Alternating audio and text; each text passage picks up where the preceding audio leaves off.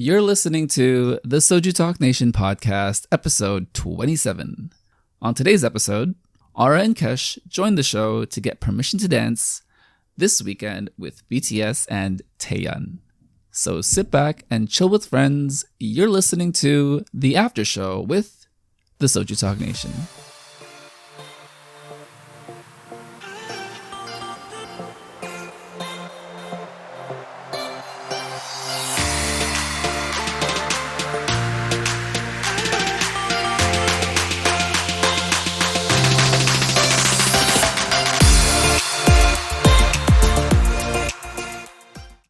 Welcome to the SojuTalk Nation podcast, a chill discussion on this week in the SojuTalk Nation. We're recording on Wednesday, July 14th, 2021. I'm your host, Crispy, and joining me this week is Ara to talk, admire, and adore Weekend by Taeyeon, followed by Kesh on a deeper discussion about Permission to Dance by BTS and react to the anime Cliche World Cup. Announcements. Soju Sessions episode 15 is now up.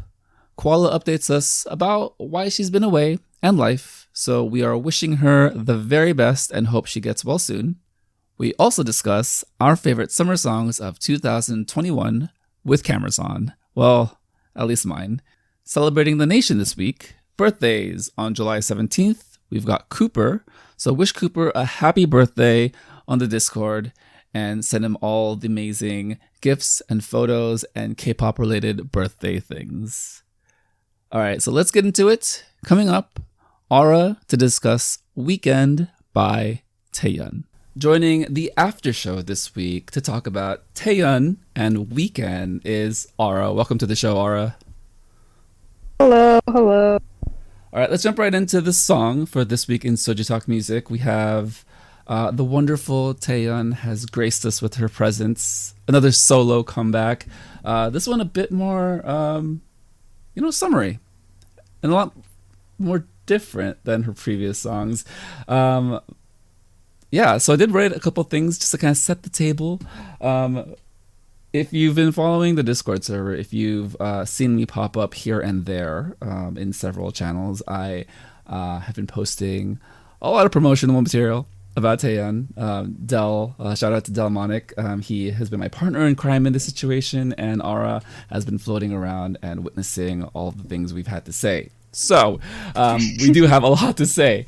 This song in particular, though, gave me a lot of retro funk vibes. Very pleasant. Her voice sounds especially airy, but it does fit with the themes of the music video. The head in the clouds, very dreamy and dreaming about the weekend. So I wanted to kind of ask you, Ara, what were your first impressions about the song and music video when you first experienced it? Okay, right off the bat, I'm not like a huge fan of the song, but I really, really, really, really like the visuals and the music video. The pink, it's so her. Oh my god. I was just like, I didn't even notice the song at first because I was just watching her in the music video. But like, I think it's just because it's not like, it's kind of in the middle song-wise. It's not really upbeat pop or sad. And that's what I'm not like a huge fan of. Yeah, I think we've talked about this in the past. You are very much in the sad boy club with some I other... like pop too, but like I just thought like this was not really like it had like that like low tempo, I want to say. I don't know what to call it, but like it wasn't my thing. Yeah, it wasn't super upbeat. It was still a very, I'll say, mild but retro vibe. The influences were absolutely there with Doja Cat, and they did talk about that on the main show. But you do get the lighthearted disco feel of it, right? I think it's very fitting of her, and I think this is her kind of entry into the summer vibes disco genre. But let's talk about the aesthetic, because I know the visuals is something that resonated with you more. For me, the opening shot with the 90s IMAX I got chills. I was like, yes, I am old enough to have remembered using these in the computer lab at school. No, we did not have laptop like cages. What are those called? Those enormous things that you can move between rooms. No, we didn't have that we could just pull out and put on our desk. We had to go physically to another room across the school. And being in 5th or 6th grade, walking, it did feel like an adventure to use an iMac. And it was amazing because all those computers were bright and we all wanted to use them, but we didn't really know what to do with them until we were told. I'm just going on a tangent here. But I did feel like it fit the aesthetic very well with the colors.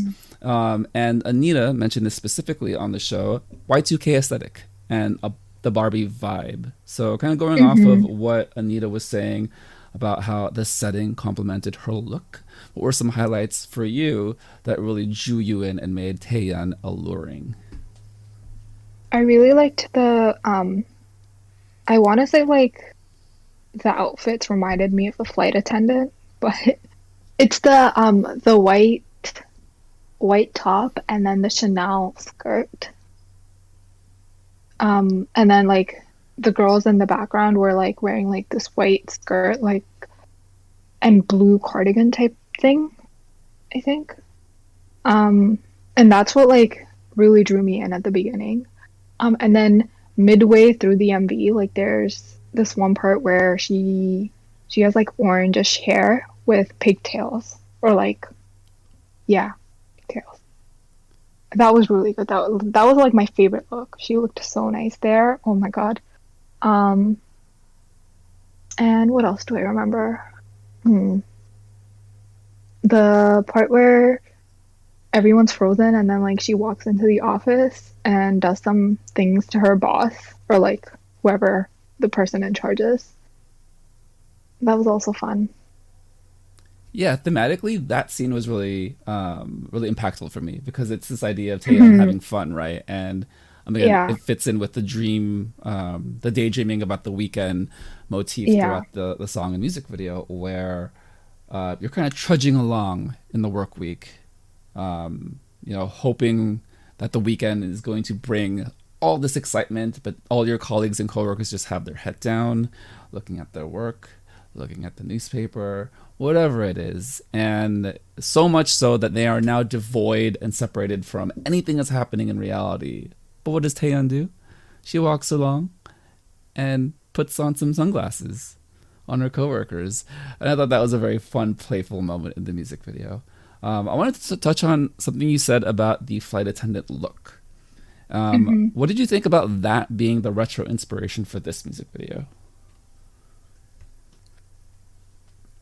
I think it was good. I personally, like when I think of retro, I actually thought about the first look, like the all white that she was wearing with the I want to say like the headband, like the white headband type scarf. That's what I associated with retro. I didn't really think of the flight attendant look as retro as the other one. I don't know why. No. I think both of those kind of do fall in the same period, right? And I think we're starting to see the different popular iconography throughout different eras in the United States. So to me, what that kind of reminds me is like the 70s and 80s when air flight travel was starting to really boom. When I think you mentioned the flight attendant, that was a show. Or I forget the title exactly, but there is a show that does talk about like the 70s and 80s boom in the airlines industry and what the image of a flight attendant represented, right? And I think it captured it. This music video captured that really well, but then also pairing with the initial styling and outfits that you mentioned at the beginning with the white headband. It does provide a bit of a wholesome foundation, but then also like transitions really nicely into her work office outfit where yes, the colors are very bright and styled quite modern, but I would say the items itself. Looking a little bit retro. Exactly. Yes, like those pieces you could see in different eras of history. So I think the skirt especially was very evocative of the 70s and 80s, and the furniture. Yes, that technology is from the 90s, but I also think the way it was set up, it's like, oh, that's still kind of one of those offices that you would see like in an old movie. So yeah, I think the aesthetic overall was just so pleasing and really just helped bring everything together. Kind of moving on musically now. Warren mentioned a few things about the rap. Doug kind of, he led things off by saying the SM rap section is just one of those SM rap sections where you kind of go into it, hope for the best. It wasn't a train wreck, and it was good. Warren specifically said that, he wasn't expecting God tier Kendrick Lamar, but it was crisp. It felt well placed, and it kind of worked. What did you think about the rap section, and do you feel like it added anything extra to the song? Honestly, for me, I don't even remember the rap section. But I want to say that, like, I don't have anything bad to say about it because clearly, like, if I did, I would remember it. Yeah, but from her previous songs too, like, I don't really think of Taeyeon as like a rapper or anything like that, so I wasn't really expecting anything. But yeah. Yeah, it was a nice talk rap section, right? Where not like the most impactful rap you've ever heard, but at the same time, Yeah.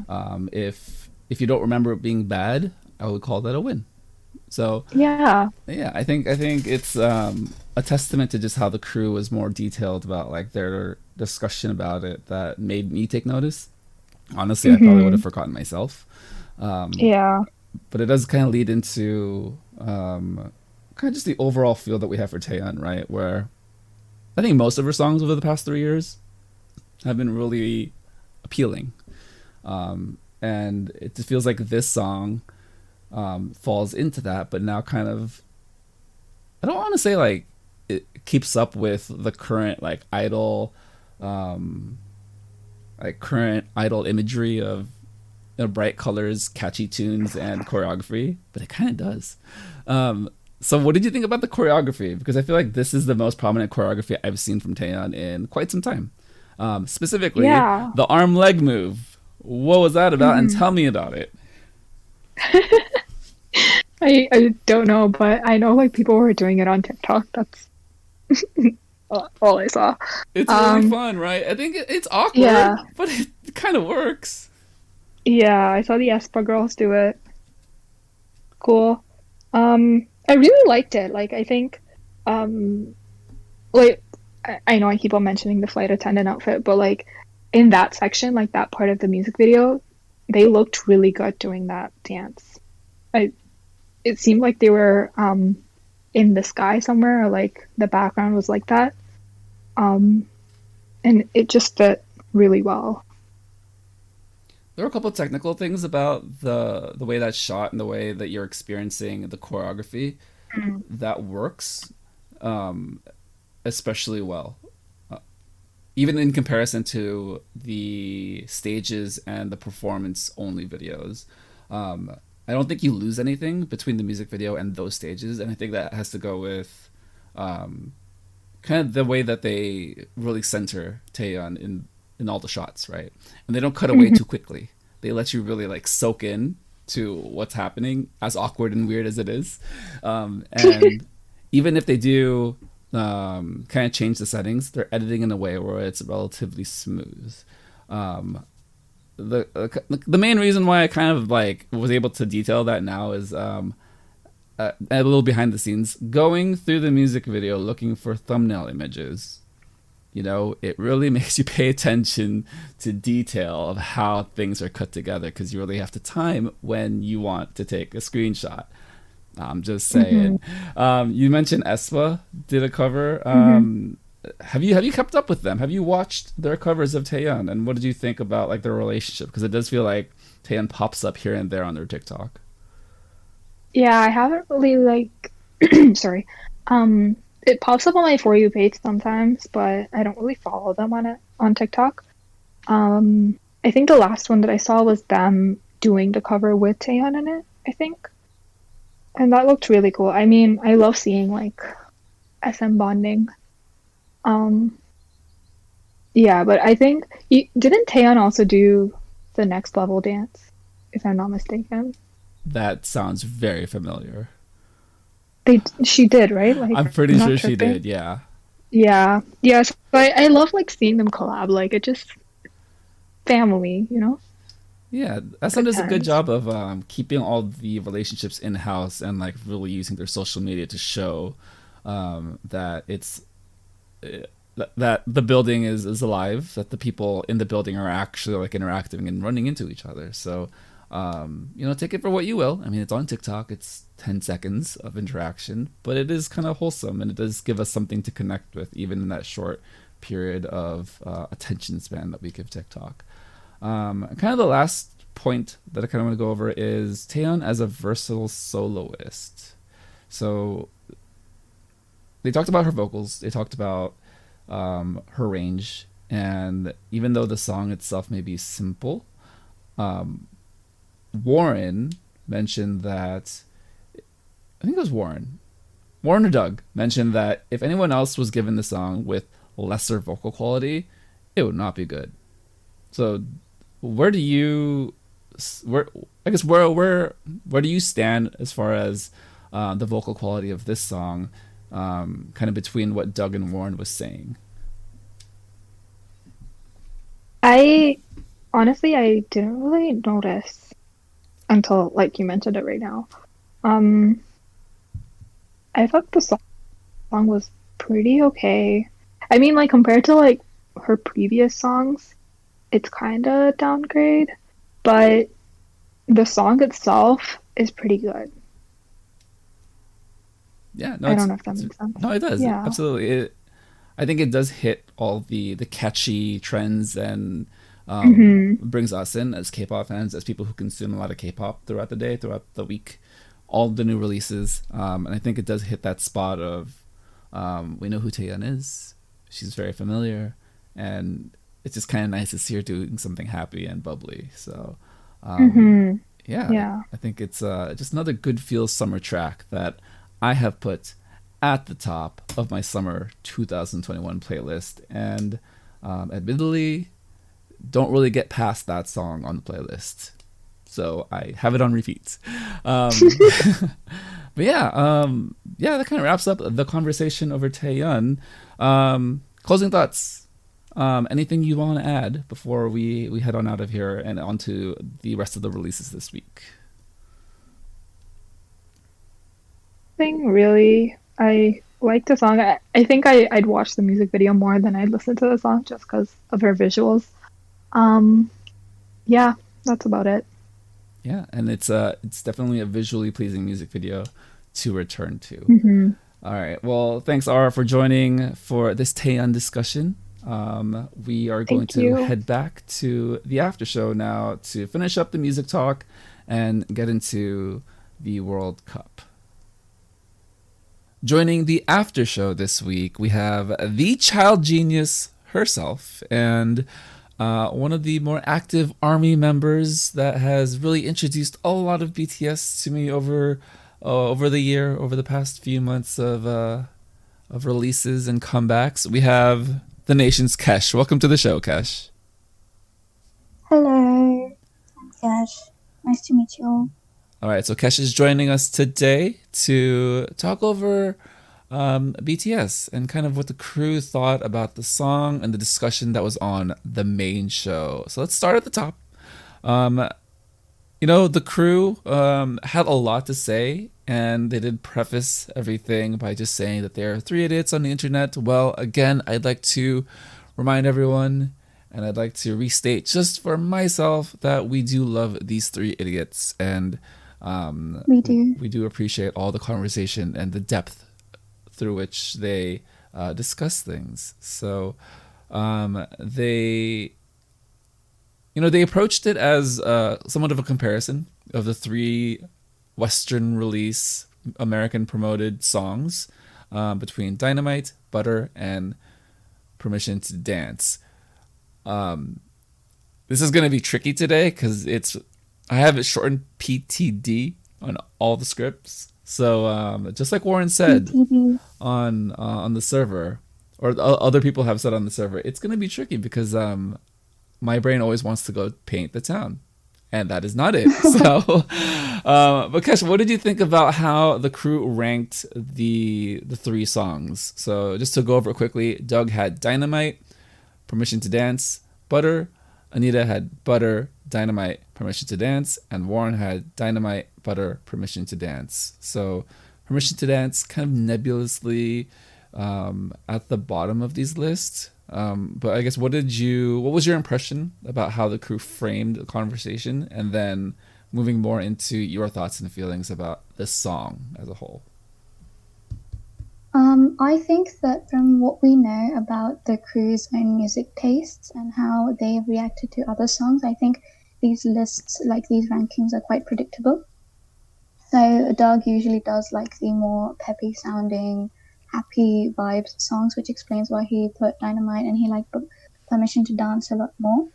But Anita and Warren, I agreed with them more this time around with Permission to Dance at the bottom. I think if I were to put the three American songs in order, it would probably be like Anita, so Butter, Dynamite, and then Permission to Dance.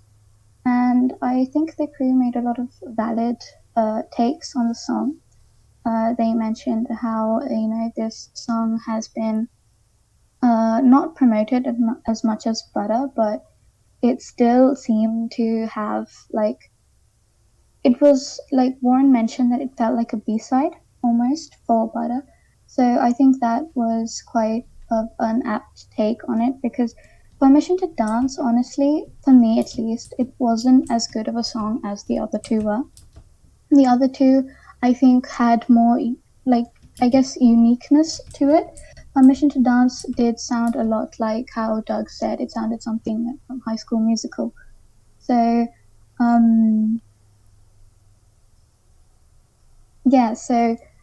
all of the takes I was pleased with them because, since the crew aren't, diehard BTS fans or anything, they still make, respectful and thought out takes about the songs, which is something I really appreciate. The High School Musical comparison was very prominent in all the discussions on the server, and even kind of just emotionally, how I initially took the song. And I think that this speaks to BTS, being Western friendly, and it's a marketing term, being 4-quadrant successful, right? Meaning that you're hitting every single demographic, whether that's between the ages of 12 and 17, I believe, and then teenagers to mid-20s, 30-year-olds, and then the older people like myself between 50 and 80. Yes, I am on the far end of that. But I do think that speaks to a lot of the focus to be Western friendly, but they're also just being successful at it, because again, when I watch the music video at first, I'm coming at it from a point of view who doesn't have very much experience with BTS or the fandom, and I'm kind of looking at it surface level to see how accessible a song and music video like this are and what its purpose is. And it's clearly marketed and aimed towards the Western audience, towards the United States audience. I did want to ask you a few things about the themes and how the messaging was impactful, because yes, it does seem like the most separate from a Korean K-pop song, but I don't know. I think taking all of what the crew had said about the technical aspects and comparing it to, I guess, somewhat of a trilogy of songs, what did you think about this idea of helping one another and persevering through the pandemic and through kind of the tough times? The extras were wearing masks throughout the music video, and the cast was fairly diverse. I would say if you told me this was shot in the United States and the casting was in the United States, I would believe it. And then at the very end, everyone was taking off their mask, showing their faces, kind of very symbolic of returning to normalcy and kind of opening up the world again. Again, to kind of like loop in the idea of this being Western friendly and hitting a diverse spectrum of fandom. The cast in the music video, I think, was very intentional in that sense, to be inclusive, to bring everyone in. But I guess, what did you think about this direction artistically for BTS? So I think like the music video production wise and the message that they were trying to send through the song has hit almost all the best points. Like the overall message of the song about how we're going to get through the pandemic. Hopefully it will get better by next year and we'll all be dancing without our masks and we'll finally be free of the pandemic. So, and you were actually right about saying that it was shot in the US, because the scenes with the diverse cast without the members themselves were actually shot in Los Angeles. So there were two separate studios filming those two parts. And I think what you mentioned about diversity and being inclusive was definitely a big part behind this music video. One of the main dance moves was in the chorus was actually sign language, international sign language for dance and peace and joy. And there are many takes on the internet where people say that they felt a lot more included and they have members or friends who are, maybe hard of hearing, and they all felt very touched by the fact that they included sign language in the dance. So yes, I definitely do think that this music video tried to be really inclusive. And what you mentioned about the ages earlier, this music video, I think, was like the music video and the song, it was really directed towards a very, very general audience. Like the other two were a little bit more, let's say,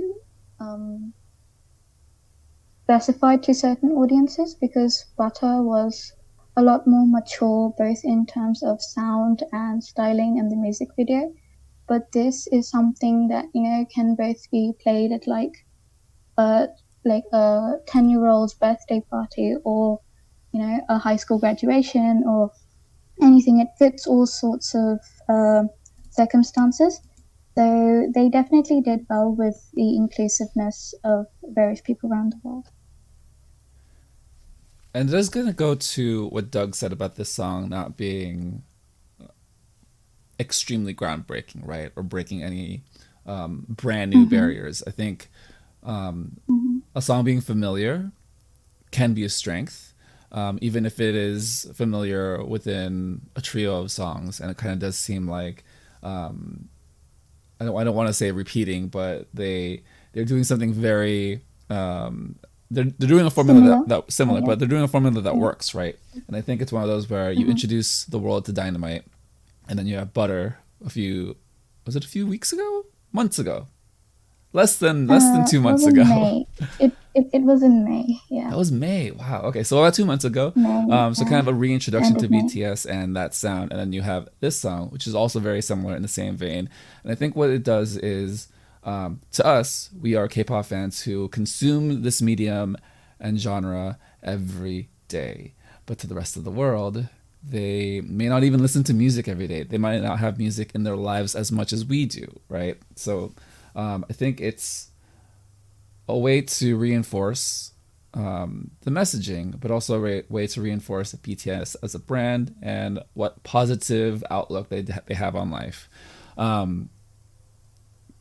Kind of going over what Warren mentioned about positivity and optimism, I think, and this is his personal preference, and I really appreciate that he qualified all that he said, in that on the surface level, I can 100% see that when you take in comparison the three songs, it does come off a bit artificial. It does come off a little too positive, and I think that just has to do with receiving these messages over and over, and not having a sense of realism to attach to. What did you think about Warren kind of thinking more critically about like this kind of messaging and kind of like the realism that he would like or would have hoped a song like this or another BTS song would approach, because in the past BTS has talked about kind of deeper subjects about life being difficult and overcoming those challenges, but also understanding like those challenges are real. Where this song is just complete optimism. This is Disney Channel. This is an ABC special, right? Kind of what they described on the show. What are your thoughts and opinions about Warren's feelings about the song? So this time around, I actually agreed with Warren on a lot of the things he said. So about the whole almost fake positivity. And I think that BTS have a speciality where they can convey serious topics, but in a way that's not too serious to consume. Like, people can make like serious topics and make deep sounding songs, but sometimes it can get too heavy and you can't really listen to it on like a daily basis. You have to be in a certain mindset or something to listen to it. But BTS, at least for me, I think they have almost perfected this art of including serious topics and topics that people connect with, but in a much more light-hearted way that is easier to consume. Like with the B album last November and Life Goes On, it talked a lot about the pandemic and their own experiences. But Life Goes On, while it was a step away from their usual title tracks, it was more of a ballad. It still was easy on the ears while talking about something that everyone has faced the past almost 1.5 years. So I think that they could have been less in your face about the entire, oh, the pandemic is going to get over soon, we're going to get through this. It was very in your face, I guess that's the best way I can think of to explain it. It was very direct in the lyrics and the music video and the various messages with the purple balloons, and in the teaser Sugar was holding a magazine article that said things about purple balloons signifying the end of COVID-19 and various other headlines like that. So they could have been a bit more subtle about it, but while the core message was good, I think that they commercialized it a little too much. I think you bring up an interesting point about commercialization. Wow, that was a very hard word to say. But this idea of, and I think it goes to the broader sense of accessibility, right? I think we did touch on that a bit, and kind of following the trends of how to be successful in Western markets. What kind of sound is familiar, but also I think it's very clear that they did bring in collaborations with a Western artist. It's Ed Sheeran that they mentioned on the show, worked on this song, very much in the vein of what's popular in the United States over the past 5 years or so as far as pop music, right? I think it was Definitely very so Anita did mention that it felt very One Direction. I agreed with that. It sounded a lot like One Direction's What Makes You Beautiful.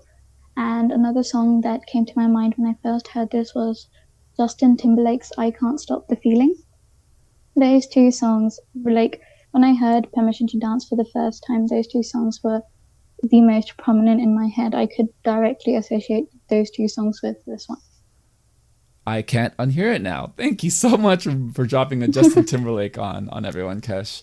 And you know what? Honestly, I think that is just indicative of being aware of like situational awareness, right? And understanding like what does work in the Western market.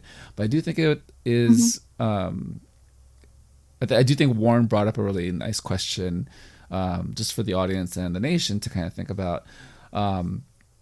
And Doug began this conversation point by saying, like, this is kind of the approach to Western music.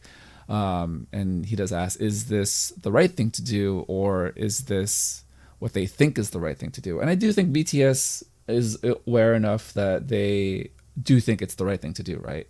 But Warren kind of bringing up that, is this the only way to do it? Is this the only way to produce music? Is there another way to be accessible without just being I agree. very explicitly optimistic and positive?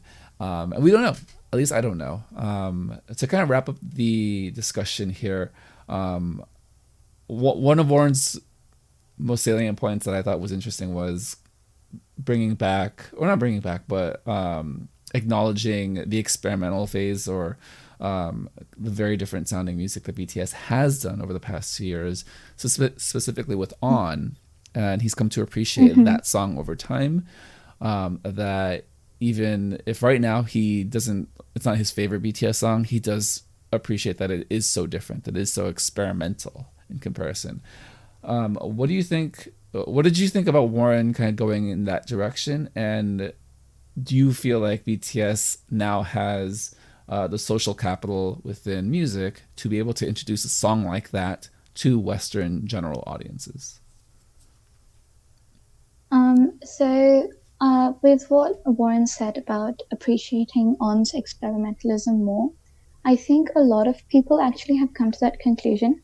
Because, one thing that I've seen over the past couple of days, ever since Permission to Dance released, is the reception by audiences, specifically by ARMY. So there has been, this might be a bit controversial, but there has been, quite a big rift in the fandom about the song itself, because on one hand, there's this group of people who really like the message behind it, really like the musicality of it, think it's an amazing song. And then there's this other group of people that align a little more with my own thoughts about the song, about how while the message is good, the song itself could be a little more representative of what BTS is capable of. But after giving it a thought, over a couple of days, I think that it does make sense why they did this, but I don't think I necessarily like it, because now that they've appealed to Western audiences with these 3 songs, which sound very mainstream pop music, if people like the general public in the US get into BTS, they'll go back in their discography to look at their older songs, and those have a lot more experimentalism, various different genres, different styles, different themes, and it may, get a lot more people more involved with music as a whole. I mean, that's what it did for me, years ago when I first got into BTS. So I do, maybe if they released an experimental song intended for American audiences, I think that while core ARMY would be really appreciative of it, the more casual fans, or the fans who, maybe have heard Dynamite Butter or Permission to Dance on the radio or in stores, they might be a bit more skeptical about it. That's what I think. Yeah, well, I do think that is a very valid concern. And I do think your perspective of, being in it, being ARMY, being a child of the internet, and kind of seeing the ebbs and flows of how the song is received, and the different conversations that are happening online, does give way to the natural questions, right? If they can do something different, or if they should just stick to this formula, because it is successful to a certain degree, but now you've kind of set the expectation for people who may not be into it as much as we are, for this style of music, right? But yeah, I do appreciate that that you were able to kind of give us that insight. Again, like being a child of the internet, being so in touch and locked in to everything that's happening with BTS across the world. And yeah, I do think the crew generally spoke about things very positively, with an eye for criticism and critical thinking. And at the end of the day, I think that's what's most important about these types of discussions, is that you do open things up to a broad spectrum of points of view. And I think the crew does an excellent job of opening that up for... I agree. Yeah, for the nation and for anyone who comes across. Go ahead, Kesh. No, so speaking of, how the crew are so open to talk about BTS, I did want to mention that this is actually the first time I've seen fans, like K-pop fans, general K-pop fans, who are not hardcore ARMY, but still hold a tone of respect and genuine, thought and views about the songs. Because one thing, when I started listening to K-pop podcasts, I noticed a lot of them very did try to not talk about BTS, and if they did talk about BTS, they didn't take it seriously.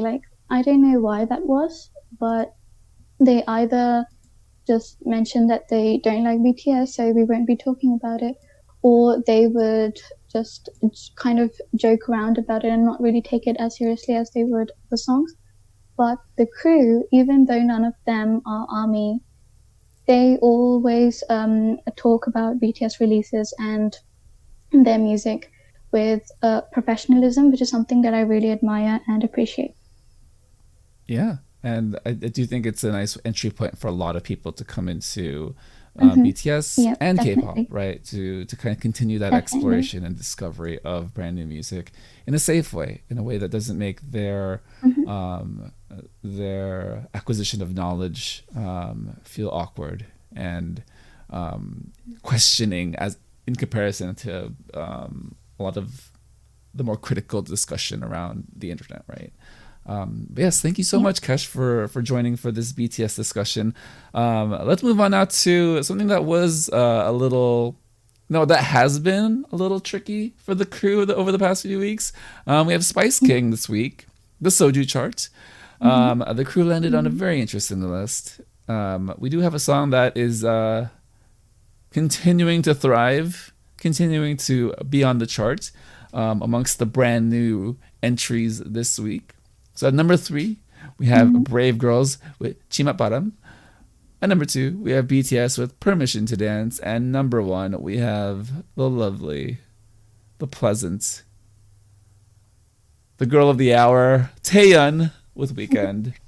Okay, so I mentioned this on the show last week. Warren mentioned it on the show last week. Shout out to Warren for shouting us out. Yes, a meta shout out. Anita is the agent of chaos.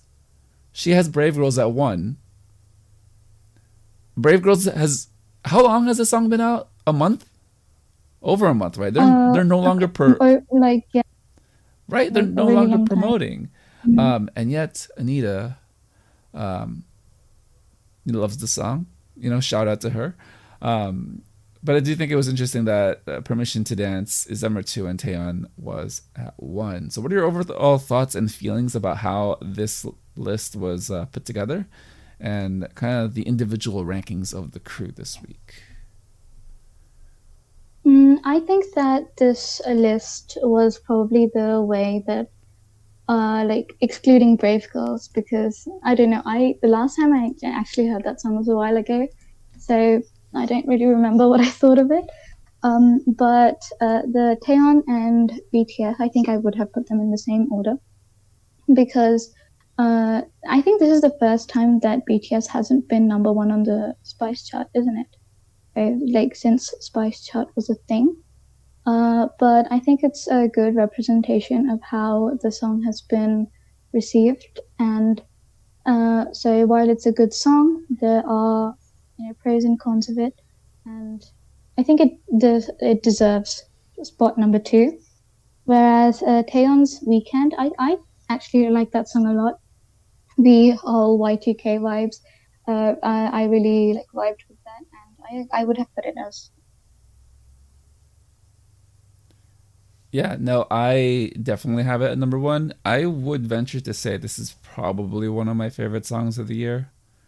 I haven't stopped listening to the song since its release. I have it on loop. I have it on a summer playlist. It's at the top of that summer playlist. So, when I double click that on Spotify, it just immediately plays. Beautiful. I don't know. It's just, it makes me feel a certain kind of way. I will slow down and talk about the crew.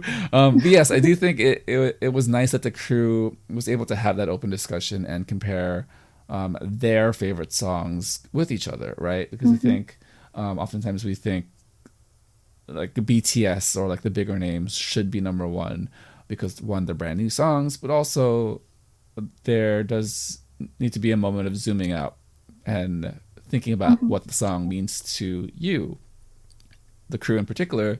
if it resonates with them and if it does, I guess, stack up against the other songs and releases that they've heard over the past few weeks. And I think it's a testament to Anita being diligent and continuing to listen to Brave Girls.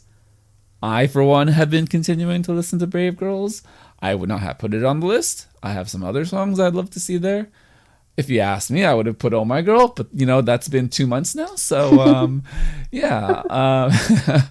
But yeah, I do appreciate the crew for having that open discussion and really talking through what they're listening to them. And yeah, kind of nice to see Taeyeon with Weekend at the top this week. Moving on now to this week's World Cup, we have anime cliches. I especially loved this one. There were a lot. There were some ones that I didn't know were named this way, but definitely recognizable over the centuries that I've been watching anime. Yes, I did say centuries. Kesh, what did you think about the discussion this week, and were there any favorites of yours that stood out, or perhaps titles that were new to you that you didn't know existed before? I don't think any of the titles were new, but yeah, I definitely enjoyed the World Cup this time.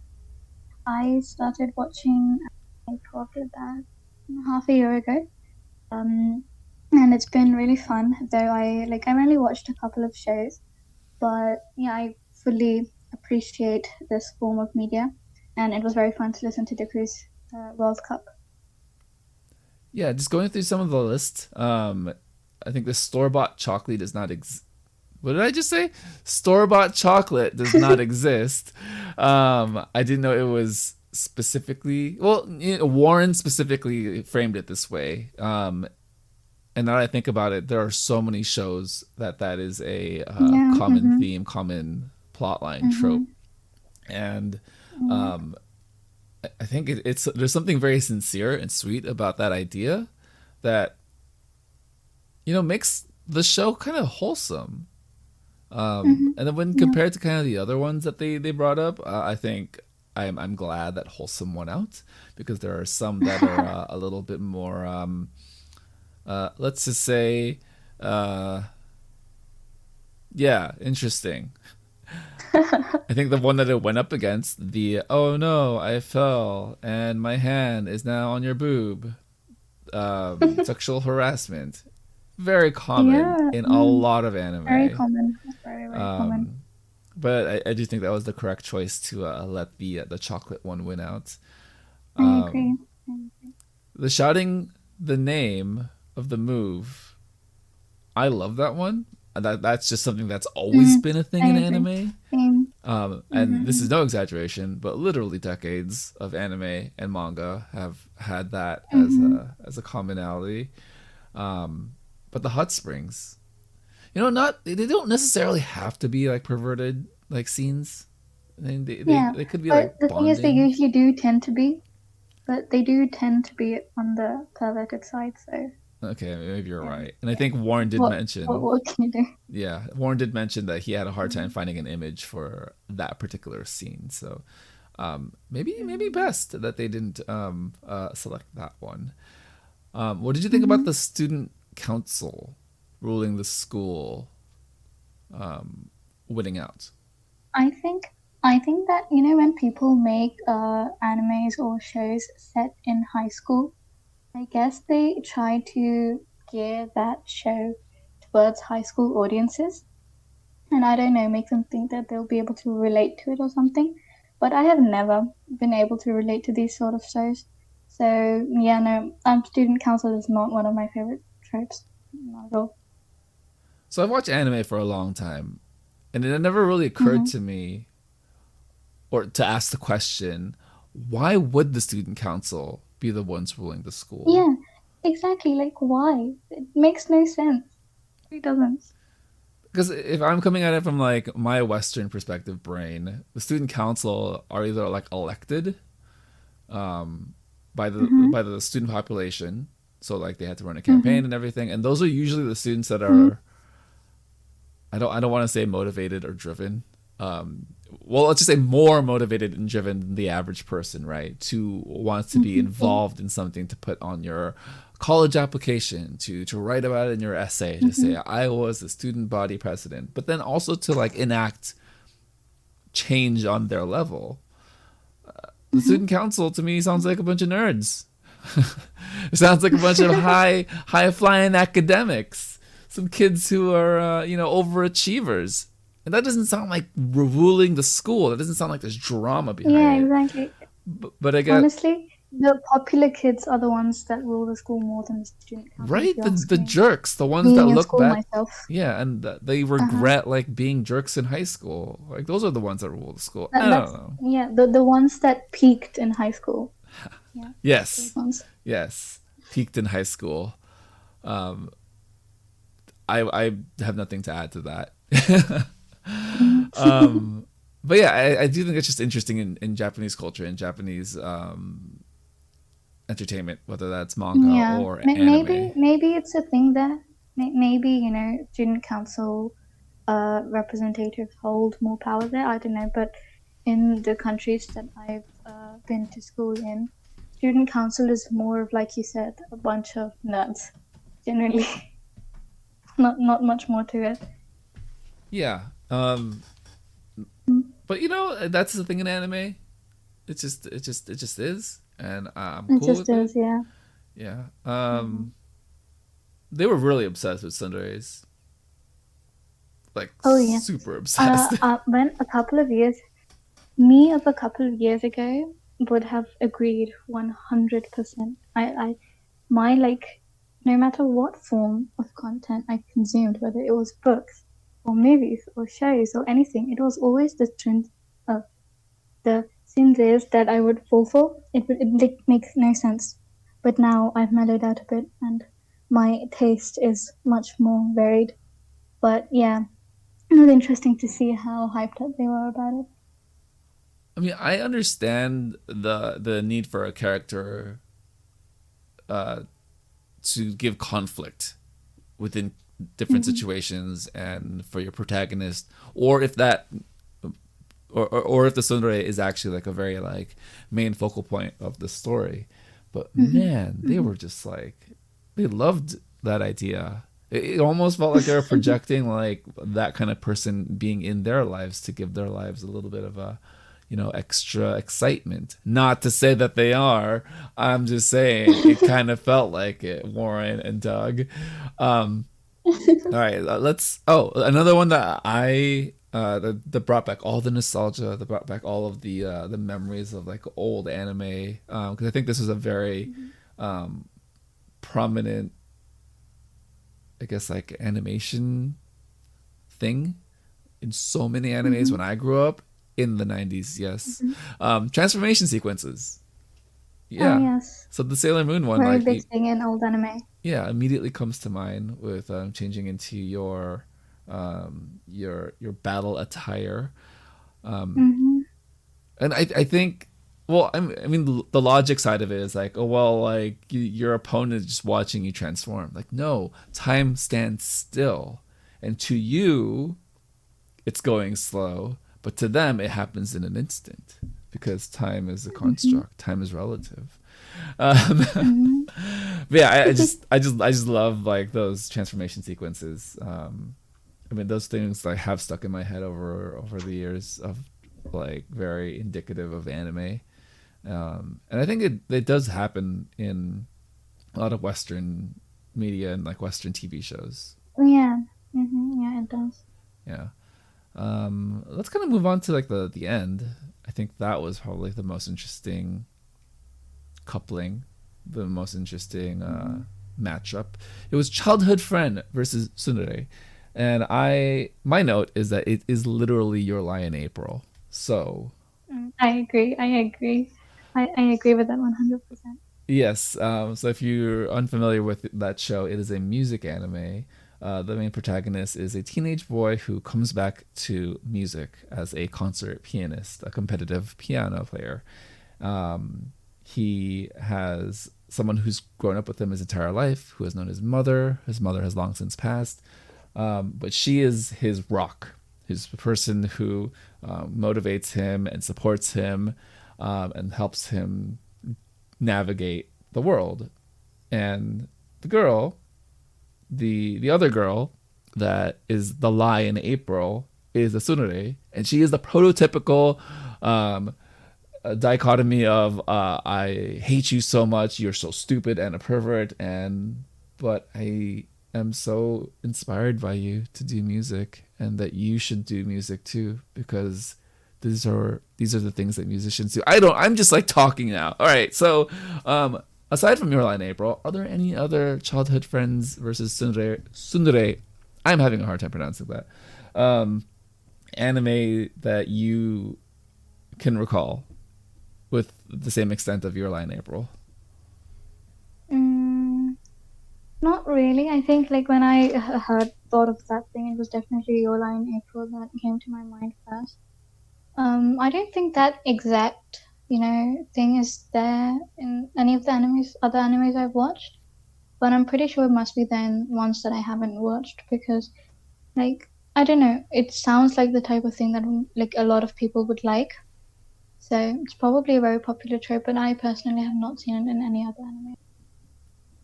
There's something relatable about both of those, childhood friend and tsundere, because I think they do fall on the extremes of kind of the emotional experiences a person can have, right? Where I think those are just very memorable to anyone's experience in life, where you do have or hope to have a childhood friend that has known you your entire life, that at different points, of course, feelings were caught. But then as you grow up and grow older, you realize like those are very formative experiences. And then you have the tsundere who just pushes all your buttons or makes you question things and is just very aggressive and you don't know why. Yeah, I've seen this trope in other media. Like I've seen it in a lot of young adult novels that I read, and like that sort of content. But anime, personally, though I haven't seen it. The childhood friend versus tsundere trope I've definitely seen in other places, like books. One particular one that I can think of is Mortal Instruments by Cassandra Clare. The trope is definitely there in that. Very universal, right? I think a lot of cultures and a lot of storytelling does have it, does have these themes and these tropes. But I think it's just very fun and exaggerated in a very fun way in anime and manga. So shout out to the crew. I think this was a really fun World Cup, and I particularly love it. It's super memorable to me. I hope you do more. But yeah, that does it for this week. This World Cup this week with anime cliches. Let's move on now to kind of the end of the show. Let's wrap things up a bit. A few crew announcements. So they did mention that music will be a little bit sparse in the next few weeks because of the Olympics. So they may be doing a top 5 songs of the year kind of check-in so far. So each of them will have a list of 5, talk about why they like the songs, and kind of go from there. All right, to close out our discussion this week, we have our weekly check-in, our closing thoughts. Kesh, what are you up to this week? Anything in K-pop, anything in the world of Korean entertainment that you found memorable and wanted to talk about? I've been quite excited about Girls Planet. That should be starting in a while. And Sunmi and Tiffany are on it, so that's literally the only reason I'm interested. But yes, that is something I've been looking forward to. I've been watching the teasers and stuff, trying to familiarize myself with some of the names of the girls. So yeah, that's that, and like various performances, I guess. You were doing a lot of homework for this. I am just coming into it knowing Tiffany and Sunmi exist. And I think Doug put it best. Can we just vote for Tiffany and Sunmi? I agree. And call it a day. I'm just here to simp, nothing else. Yes, but I guess that wouldn't be the premise of the show. We're supposed to see idols do stuff. Yeah. But interesting that there are idols who have already debuted that are going to be on this show. So kind of interested to see how that dynamic's going to work out. Definitely. What I've been watching over the past few days is this new dance crew competition show. It's called Street Woman Fighter, from allkpop.com. The headline is Mnet's Street Woman Fighter is 8 dance teams competing, performing songs from Boa, CL, Jessie, and Hyuna. All right, so just hearing that, what are your impressions about what this show could be? This show is like powerful. That's the first thing. All those names, these amazing women. It's definitely going to be something that's going to leave an impression. That's what it sounds like to me, at least.